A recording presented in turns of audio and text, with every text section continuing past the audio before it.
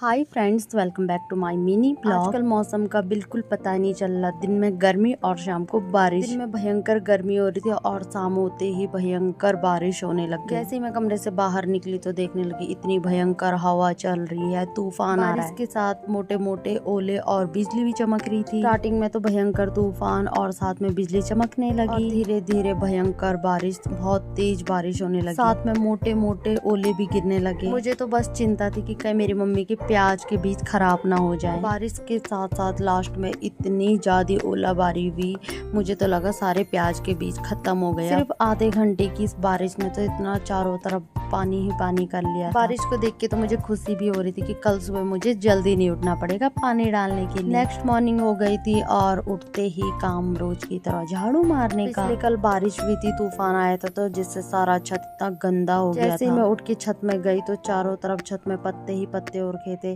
फिर बारी आई छत को साफ करने की। जैसे मैं छत में गई तो पाइप से पानी नहीं निकल रहा था, इसके अंदर इतना कूड़ा भर गया था। इतना भयानक पेड़ रखा हुआ है, इससे पूरे छत में पत्ते ही पत्ते और पूरा पाइप ब्लॉक हो गया था। पाइप पूरा पत्तों से भर गया था तो मैं हाथ डाल डाल करके निकाल रही थी।